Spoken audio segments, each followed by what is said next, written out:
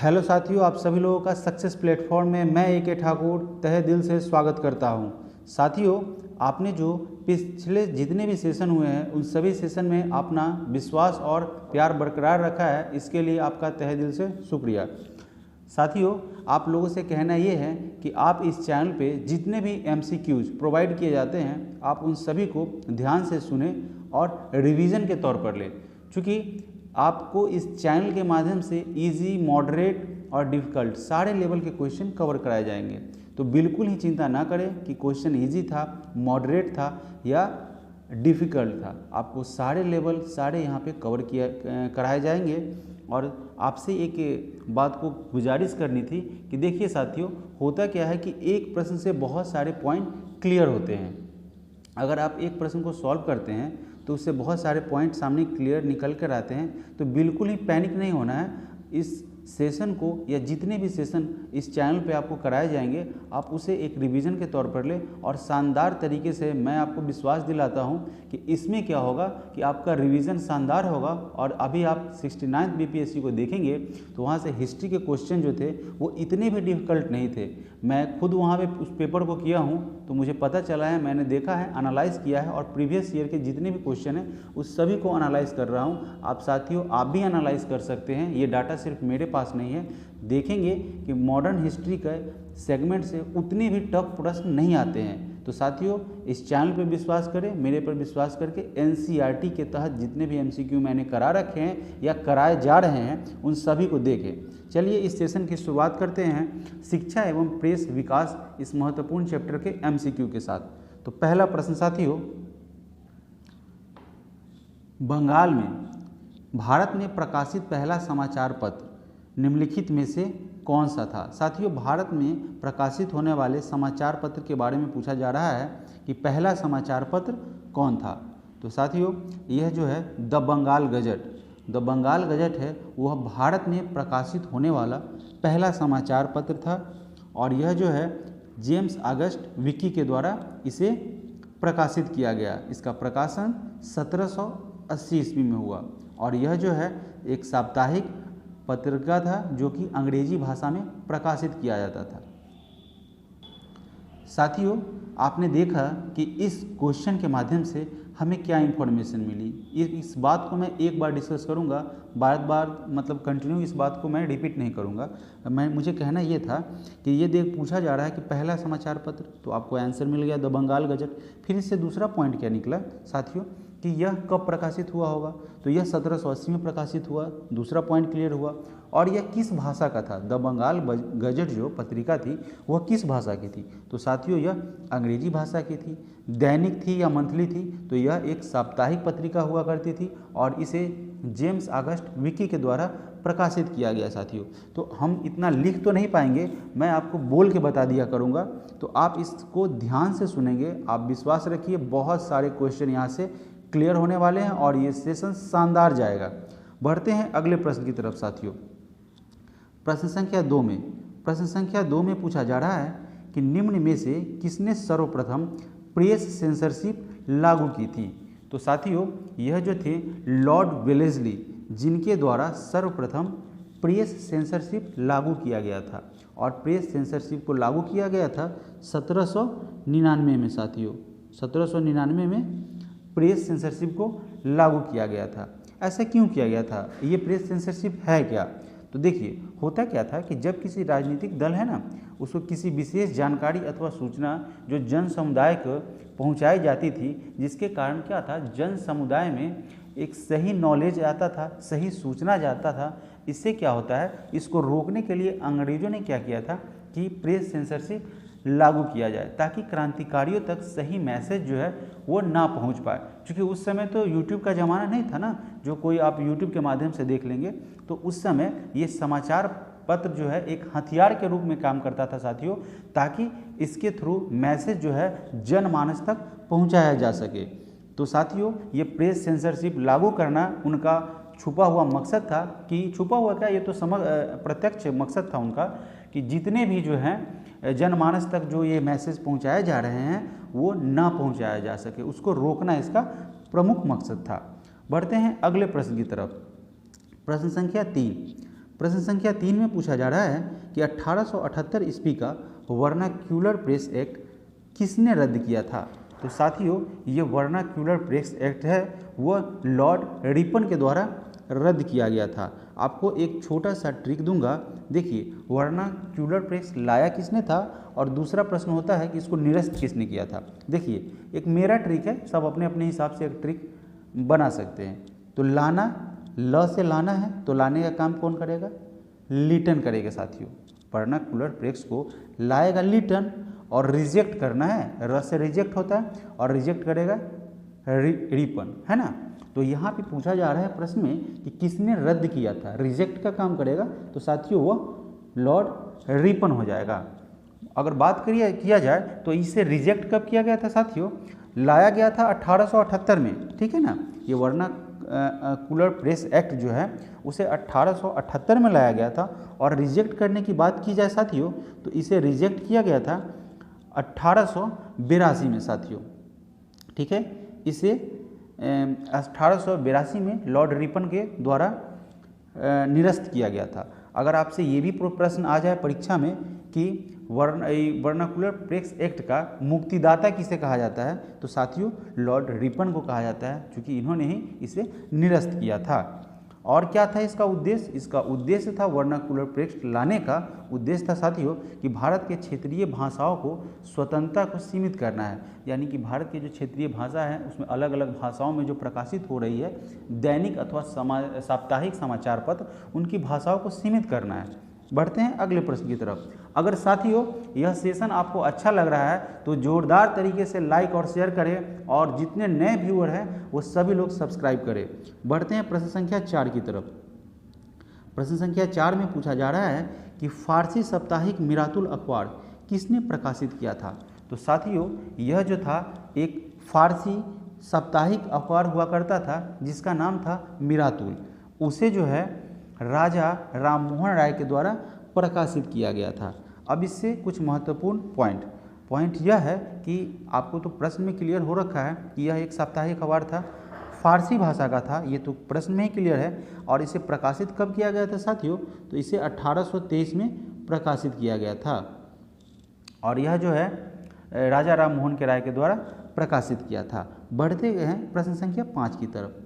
प्रश्न संख्या 5 में पूछा जा रहा है कि द इंडियन ओपिनियन पत्र को निम्नलिखित में से किस भाषा में नहीं छापा जाता था।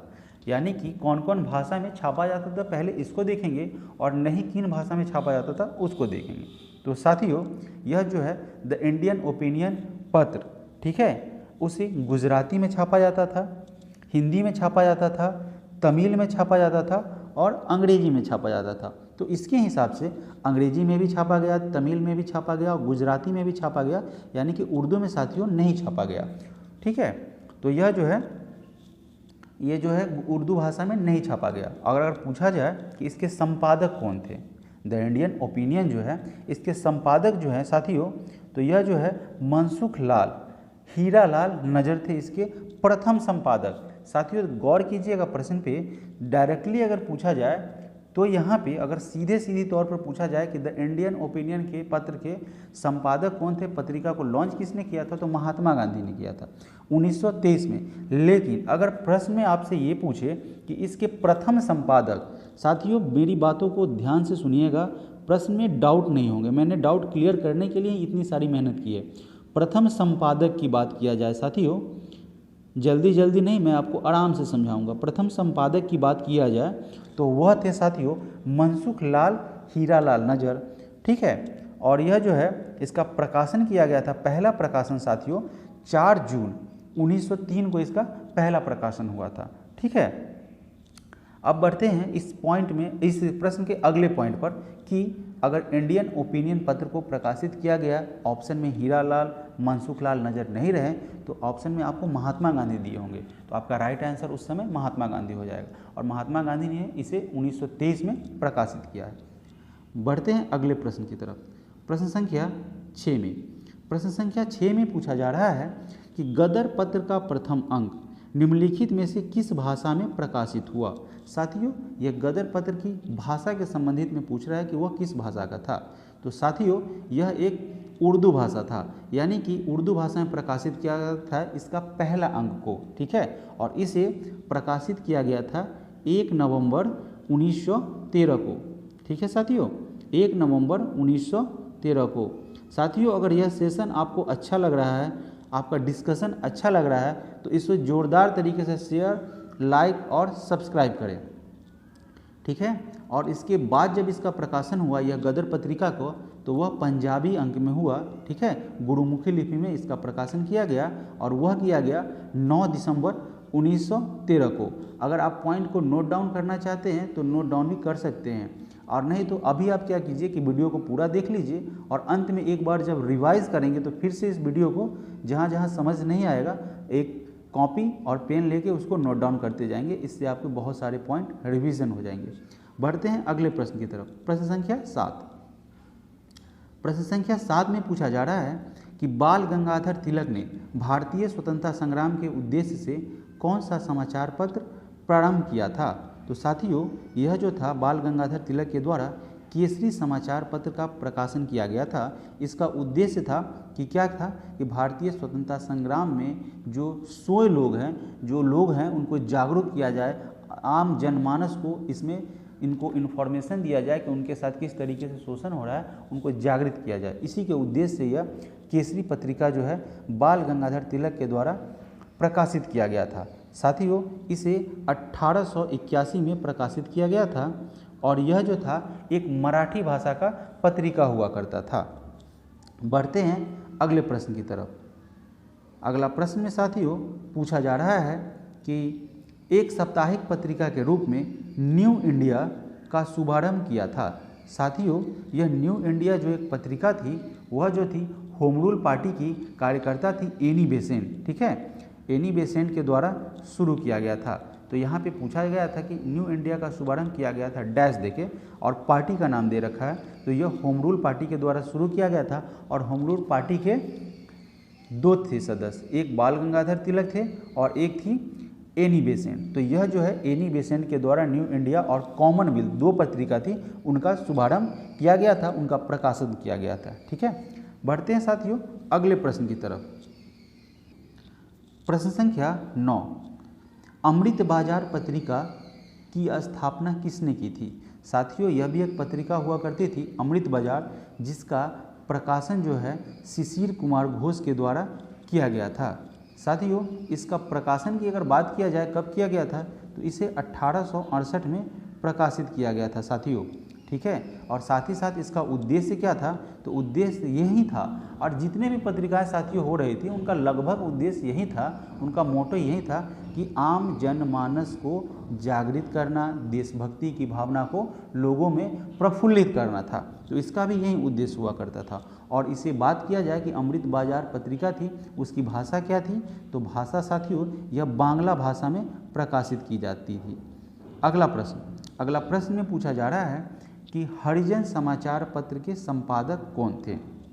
साथियों यह तो हरिजन एक समाचार पत्र था, उसका प्रकाशन 1933 में किया गया था साथियों, 1933 में किया गया था और इसे गांधी जी के द्वारा संपादित किया गया था। इसका प्रकाशन गांधी जी के द्वारा किया गया था और यह एक साप्ताहिक पत्रिका हुआ करती थी साथियों, वीकली, है ना, सप्ताह में एक बार यह पत्रिका छपा करती थी और यह अंग्रेजी भाषा की थी साथियों, यह इंग्लिश भाषा की थी, अंग्रेजी, ठीक है। बढ़ते हैं अगले प्रश्न की तरफ। प्रश्न संख्या 11 में पूछा जा रहा है कि स्वदेश वाहिनी के संपादक थे, यानी कि स्वदेश वाहिनी एक पत्रिका हुआ करती थी, उसके संपादक कौन थे साथियों, इसके बारे में पूछा जा रहा है। तो यह थे साथियों C.K. रामकृष्ण पिल्लई। ये रामकृष्ण पिल्लई जो थे वह स्वदेश वाहिनी के संपादक थे। प्रश्न संख्या 12 की तरफ बढ़ते हैं। प्रश्न संख्या 12 में पूछा जा रहा है कि निम्नलिखित में से किसे पेरिस की रॉयल एशियाटिक सोसाइटी की सदस्यता प्रदान की गई थी। तो साथियों यह जो थे मधुसूदन दास, माइकल मधुसूदन दत्त, जिन्हें पेरिस की रॉयल एशियाटिक सोसाइटी की सदस्यता मेंबरशिप प्रदान की गई थी। बढ़ते हैं अगले प्रश्न की तरफ। प्रश्न संख्या 13। प्रश्न संख्या 13 में पूछा जा रहा है कि मराठी पाक्षिका पत्र बहिष्कृत भारत किसने आरंभ किया था। तो साथियों यह बहिष्कृत भारत जो है डॉक्टर भीमराव अंबेडकर के द्वारा प्रकाशित किया गया था। डॉक्टर भीमराव अंबेडकर, बाबा साहेब भीमराव अंबेडकर के द्वारा इसे प्रकाशित किया गया था और इसे 1969 में प्रकाशित किया गया था साथियों। इसका प्रकाशन कब हुआ था? 1969 में। और यह अगर बात किया जाए कि इसका भाषा कौन था, किस भाषा में इसका प्रकाशन हुआ करता था, तो इसे मराठी भाषा में प्रकाशित किया जाता था साथियों, मराठी भाषा में प्रकाशित किया जाता था। बढ़ते हैं अगले प्रश्न की तरफ। प्रश्न संख्या 14। प्रश्न संख्या 14 में पूछा जा रहा है कि वर्ष 1920 में लाहौर से लाला लाजपत राय द्वारा कौन सा उर्दू समाचार पत्र प्रारंभ किया गया।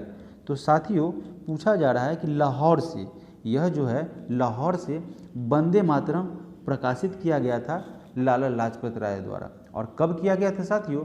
प्रश्न में ही दे रखा है 1920 में किया गया था। ठीक है, और यह 1920 में किया गया था और साथियों 1919 और 20 दोनों के दौरान इसका प्रकाशन किया गया था और यह जो है उर्दू भाषा का समाचार पत्र हुआ करता था।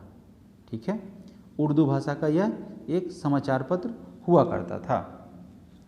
प्रश्न संख्या 15। प्रश्न संख्या 15 में पूछा जा रहा है कि किसके सतत प्रयत्नों से बम्बई में प्रथम महिला विश्वविद्यालय की स्थापना हुई। यानी किन्होंने यह लगातार जीतोड़ मेहनत किया था, प्रयास किया था कि बम्बई में प्रथम महिला विश्वविद्यालय की स्थापना हो सके। तो साथियों यह तो D.K. कर्वे। ठीक है, D.K. कर्वे थे। उनके सतत लगातार प्रयत्नों के मेहनत के फलस्वरूप प्रथम महिला विश्वविद्यालय की स्थापना बम्बई में हुई थी। और बात किया जाए D.K. कर्वे की, उनके पूरा नाम था साथियों उनका धोंडो केशव कर्वे। ठीक है, और इनको महर्षि कर्वे के नाम से भी एक उपनाम होता है ना साथियों, कोई कार्य के लिए एक उपनाम भी मिलता है उपाधि के स्वरूप, तो उन्हें महर्षि कर्वे का भी उपाधि दिया गया था। साथ ही साथ अगर बात किया जाए कि प्रथम महिला विश्वविद्यालय जिसकी स्थापना बॉम्बे में हुई थी वह कब स्थापित हुई थी, तो साथियों 1916। ये महत्वपूर्ण प्रश्न बन जाता है क्योंकि यह प्रथम महिला विश्वविद्यालय से संबंधित है साथियों, और ये प्रश्न को आप हाईलाइट कर रखिएगा। बढ़ते हैं अगले प्रश्न की तरफ। प्रश्न संख्या 16। 16 नंबर प्रश्न में पूछा जा रहा है साथियों कि शिक्षा में सुधार हेतु ब्रिटिश सरकार ने सैडलर विश्वविद्यालय आयोग कब नियुक्त किया था। चलिए साथियों इसकी बात करते हैं। तो इसका जो है सैडलर आयोग का नियुक्ति जो है 1917 में हुआ था। अब देखिए इस प्रश्न में एक पॉइंट क्लियर हुआ है। पॉइंट ये क्लियर हुआ है कि अगर आपसे पूछ ले कि सैडलर आयोग का गठन क्यों किया गया था, ऑप्शन में बहुत सारा पॉइंट दे दे तो आपको उसमें टिक करना है शिक्षा में सुधार हेतु सैडलर आयोग का नियुक्ति हुआ था। सैडलर आयोग इसीलिए बनाया गया था। अब इससे कुछ पॉइंट देखते हैं कि इसमें अगर पूछा जाए कि सैडलर आयोग में कितने भारतीय सदस्य शामिल थे, तो इसमें साथियों 2 भारतीय सदस्य शामिल हुआ करते थे। सैडलर आयोग का जो बना था उसमें 2 भारतीय सदस्य शामिल हुआ करते थे। ठीक है, और इसका अगला पॉइंट अगर देखें तो बोला गया है इनका यह उद्देश्य था एक विचार से, उद्देश्य तो छोड़िए साथियों, यह एक विचार से प्रस्तुत किया गया था कि अगर विश्वविद्यालय शिक्षा में सुधार करना है तो माध्यमिक शिक्षा का सुधार जरूरी है। अगर आप डेवलप करना चाहते हैं एजुकेशन को विश्वविद्यालय के लेवल पे, तो आपको माध्यमिक शिक्षा को बेहतर करना होगा। इसी के उद्देश्य के तहत इसी का विचार एक लेके इसकी स्थापना की गई थी साथियों। बढ़ते हैं प्रश्न संख्या 17 की तरफ। प्रश्न संख्या 17 में पूछा जा रहा है कि डेक्कन एजुकेशनल सोसाइटी की स्थापना किसने की थी। तो साथियों यह डेक्कन एजुकेशन एक सोसाइटी थी। एजुकेशन से ही यहाँ संबंध में आपको समझ में आ रहा होगा कि शिक्षा से संबंधित है। तो इसकी स्थापना जो थी, इसकी स्थापना जस्टिस राणा डे के द्वारा की गई थी साथियों। और यह कब किया गया था? 24 अक्टूबर 1884 को साथियों। आराम से समझते जाइए, आपको याद ही मैं करा दूंगा। 24 अक्टूबर 1884 को, जल्दबाजी की कोई ज़रूरत नहीं। ठीक है, और यह कहाँ किया गया था? अगर आप लोग को पूछा जाए साथियों कि डेक्कन एजुकेशन सोसाइटी की स्थापना कहाँ की गई थी, तो आपको याद रखना है कि इसकी स्थापना महाराष्ट्र में की गई थी। महाराष्ट्र के पुणे में की गई थी साथियों। मैं इतना तो लिख नहीं पा रहा हूँ, लेकिन आप इसको सुनेंगे बार बार तो आपको याद हो जाएगा। कम से कम आप इस सेशन को 2 बार जरूर सुनेंगे। ठीक है, बढ़ते हैं अगले प्रश्न की तरफ। प्रश्न संख्या 18। प्रश्न संख्या 18 में पूछा जा रहा है कि सूची 1 को सूची 2 से सुमेलित कीजिए। अब देखिए साथियों, यहाँ पे 2 सूची दे रखा है, एक समाचार पत्र के द्वारा, एक समाचार पत्र के बारे में और एक संस्थापक के बारे में। किस समाचार पत्र के कौन से संस्थापक थे उनको आपको मैच करना है। इसमें जो है साथियों, यह जो है हिंदू जो समाचार पत्र है उसके संस्थापक थे जी सुब्रमण्यम अय्यर। तो यानी कि यहाँ पे 3 के साथ मैच कर रहा है। ठीक है, अब बात किया जाए अगले समाचार पत्र की, तो वह था एक समाचार पत्र सुधारक। साथियों, यह जो सुधारक समाचार पत्र है उसे जी आगरकर के द्वारा स्थापना किया गया था, संपादन किया गया था साथियों। और ये उसके बाद ऑप्शन नंबर सी में दे रखा है वॉइस ऑफ इंडिया। इसकी स्थापना जो है साथियों दादा भाई नौरोजी के द्वारा की गई थी। फिर नेक्स्ट आता है और अंतिम बंगाली के संस्थापक एस.एन. बनर्जी। आप ममता बनर्जी बंगाल की है, आप इससे भी कोडिंग कर सकते हैं, लेकिन ऐसा कोडिंग वहाँ पे हमेशा सही नहीं होता है, आपको याद रखना होगा। तो इस तरीके से देखते हैं सर ऑप्शन में ए कहाँ मैच कर पा रहा है।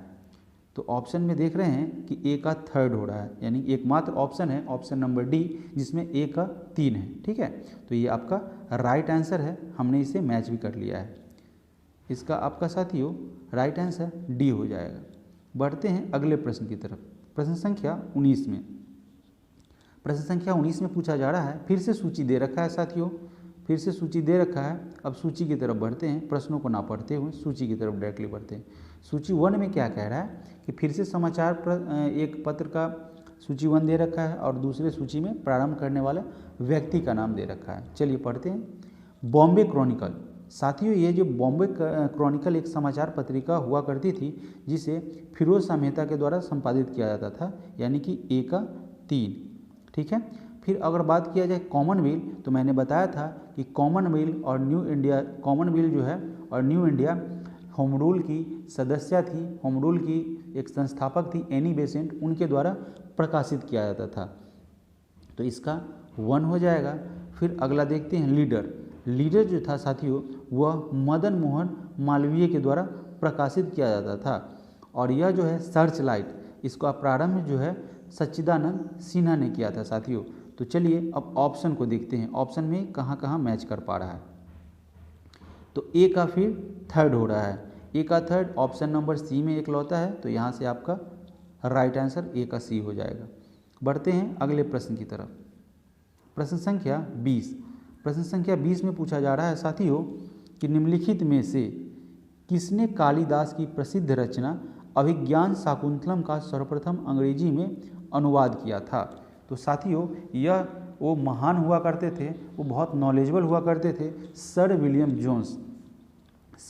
जोन्स के द्वारा जो साथियों जो है वो कालिदास की प्रसिद्ध रचना अभिज्ञान शाकुंतलम का सर्वप्रथम, सबसे पहले याद रखेंगे सर्वप्रथम, उसके बाद कईयों ने किया था लेकिन पहली बार सर विलियम जोन्स के द्वारा अंग्रेजी में कालिदास की प्रसिद्ध रचना अभिज्ञान शाकुंतलम का अनुवाद किया गया था। ठीक है, और इससे परीक्षा में प्रश्न कई बार आ भी चुका है। बढ़ते हैं अगले प्रश्न की तरफ।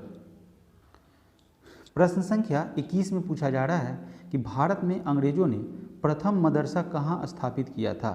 तो साथियों भारत में अंग्रेजों के द्वारा प्रथम मदरसा की बात की जाए तो इसकी स्थापना कलकत्ता में की गई थी और इसका स्थापना वर्ष था साथियों 1781।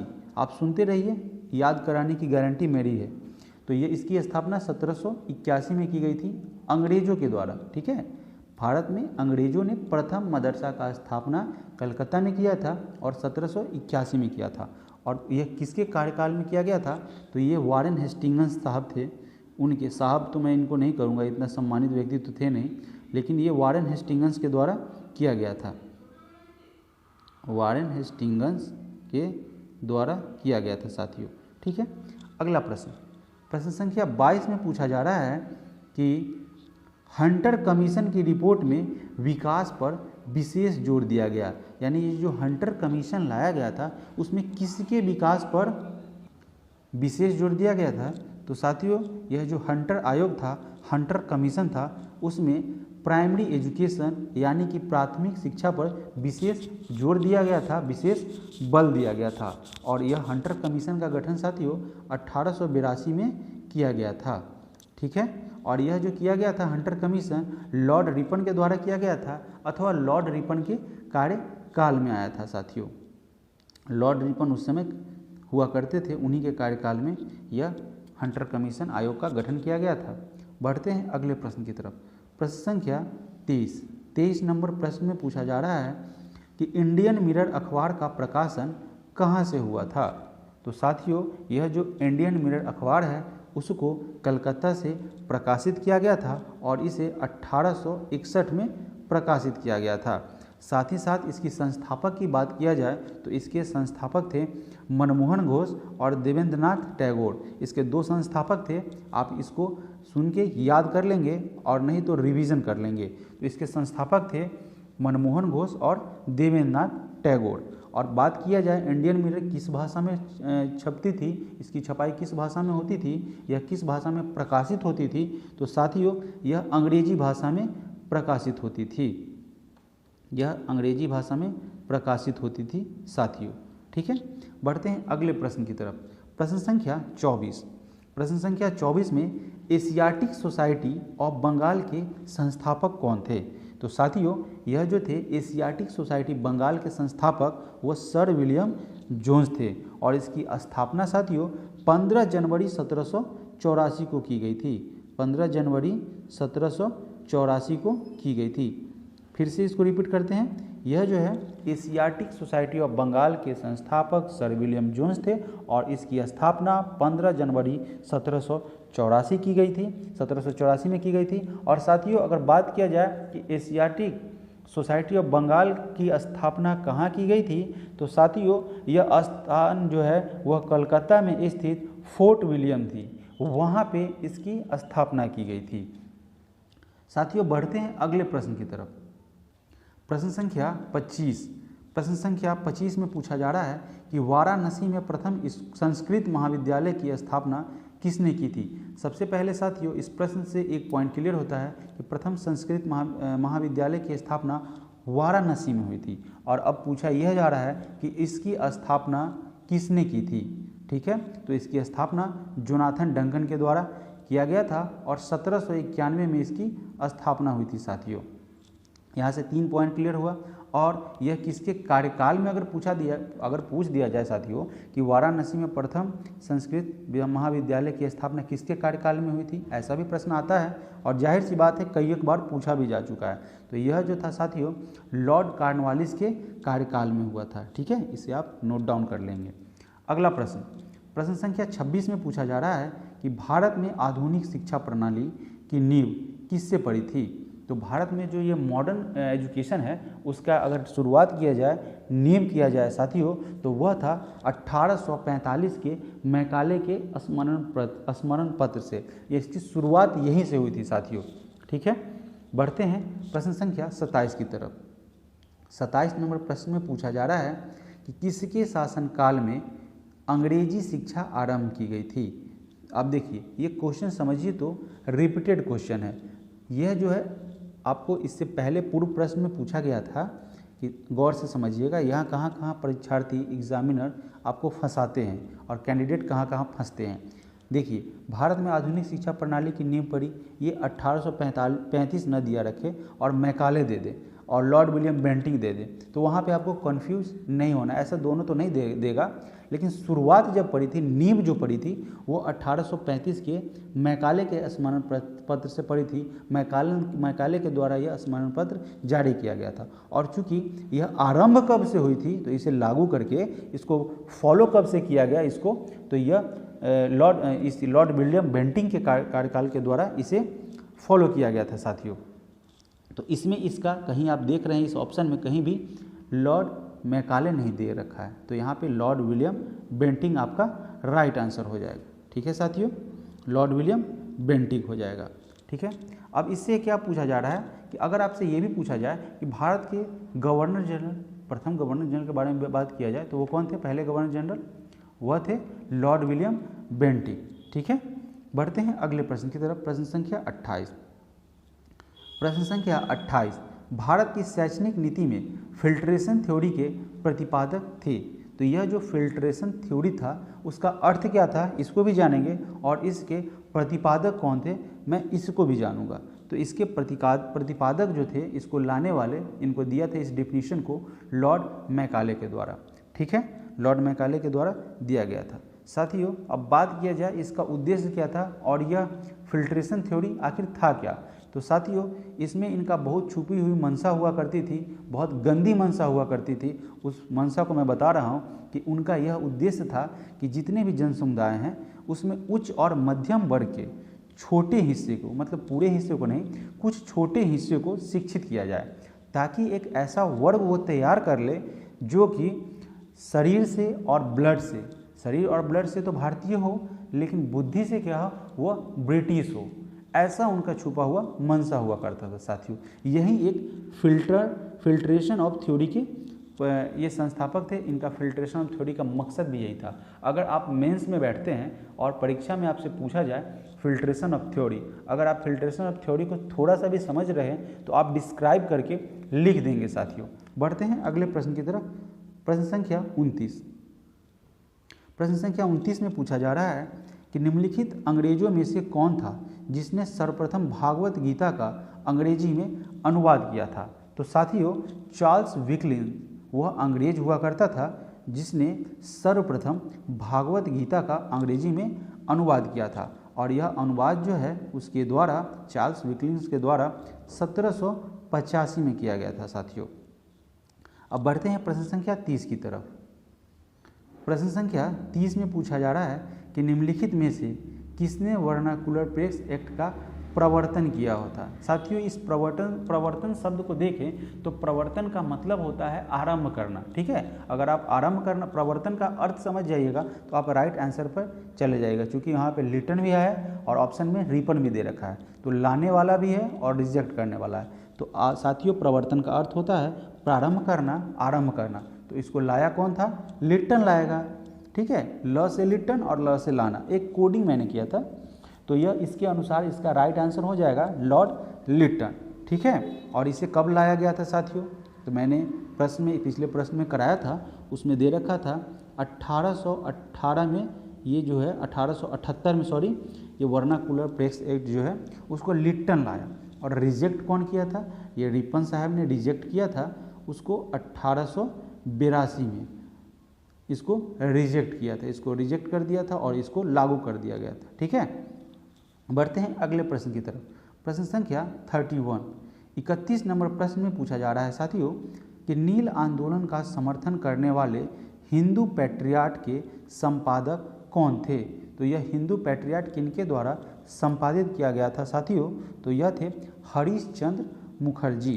ठीक है, हिंदू पैट्रियाट का स्थापना की बात किया जाए या संपादन किया जाए, इसका कब प्रकाशित किया गया था साथियों, तो इसे 1853 में हरीश चंद्र मुखर्जी के द्वारा प्रकाशित किया गया था, और यह एक साप्ताहिक समाचार पत्र हुआ करता था साथियों, साप्ताहिक समाचार पत्र हुआ करता था, यह वीकली मैगजीन हुआ करता था, समाचार पत्र हुआ करता था। बढ़ते हैं अगले प्रश्न की तरफ। प्रश्न संख्या 32, 32 नंबर प्रश्न में पूछा जा रहा है निम्नलिखित में से किन समाचार पत्रों ने भारतीय स्वतंत्रता संग्राम के काल में क्रांतिकारी आतंकवाद की वकालत की थी। देखिए, बोला जा रहा है कि ऐसा इसमें से कौन सा समाचार पत्र हुआ करता था जिसने क्रांतिकारी आतंकवाद की वकालत की थी, यानी गरम दल के जो लोग थे उन लोगों को वकालत की थी। ठीक है, तो वह थे संध्या, युगांतर और काल। ये तीनों के तीनों जो हुआ करते थे वह भारतीय स्वतंत्रता संग्राम के दौरान क्रांतिकारी आतंकवाद की वकालत किया करते थे, सपोर्ट किया करते थे, उनके कार्य को बढ़ चढ़ कर लिखा करते थे। ठीक है, तो इसका आपका राइट आंसर हो जाएगा डी।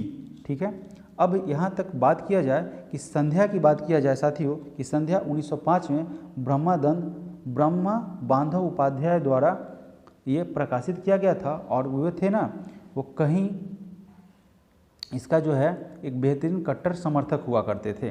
बढ़ते हैं अगले प्रश्न की तरफ। प्रश्न संख्या 33 नंबर प्रश्न में पूछा जा रहा है कि निम्नलिखित युग्मों पर विचार करिए। एक ये दे रखा है कि Annie Besant young India, Mahatma Gandhi new India, बीजी तिलक केसरी और सुरेंद्र नाथ मराठा। तो साथियों इनमें से मिसमैच कौन सा है, कौन सा गलत है, किसके साथ जोड़ा गलत बनाया हुआ है।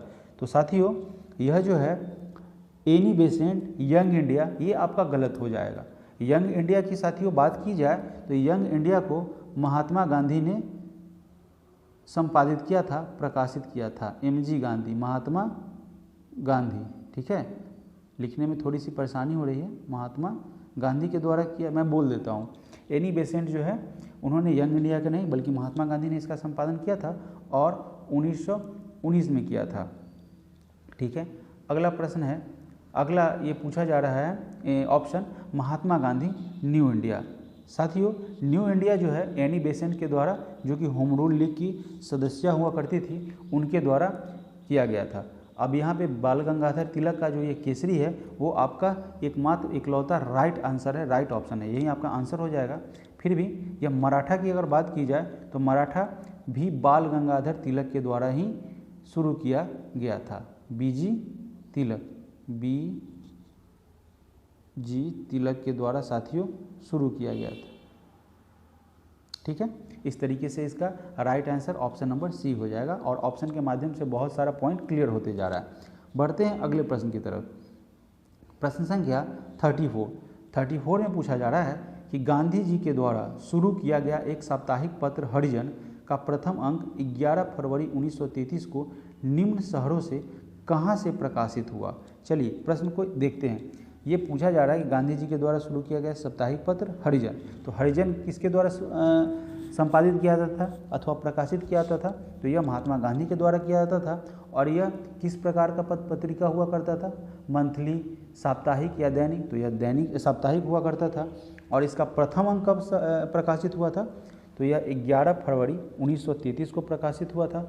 अब पूछ रहा है कि इसका प्रकाशन किया कहाँ गया था साथियों, तो साथियों इसका प्रकाशन पूना से किया गया था। देख रहे हैं प्रश्न के माध्यम से कितने पॉइंट क्लियर होते जा रहे हैं। बढ़ते हैं अगले प्रश्न की तरफ। ये आपका बेसिक्स है और बेसिक्स भी बहुत लोगों का परीक्षा में गलत बना के आते हैं। मैंने कई बार एग्जामिनेशन मैंने खुद दिया है, उसमें कभी कभी हुआ है कि आता हुआ क्वेश्चन गलत हुआ है। तो साथियों आता हुआ क्वेश्चन कम से कम गलत ना हो, इसके लिए इसको बेहतर तरीके से रिवीजन किया जाए। बढ़ते हैं प्रश्न संख्या 35 की तरफ। प्रश्न संख्या 35 में पूछा जा रहा है कि निम्नलिखित में से कौन क्रांतिकारी पत्र वंदे मातरम का संपादक था। साथियों यह जो है वंदे मातरम भिकाजी कामा के द्वारा 10 सितंबर 1909 को संपादित किया गया था। और अगर बात किया जाए इसके अलावा भी यह वंदे मातरम इसके संपादक कई लोग हो चुके हैं, जिनमें से 1905 में अरविंदो घोष ने भी इस पत्रिका को संपादित किया था, प्रकाशित किया था, जो कि अंग्रेजी भाषा की हुआ करती थी, ठीक है।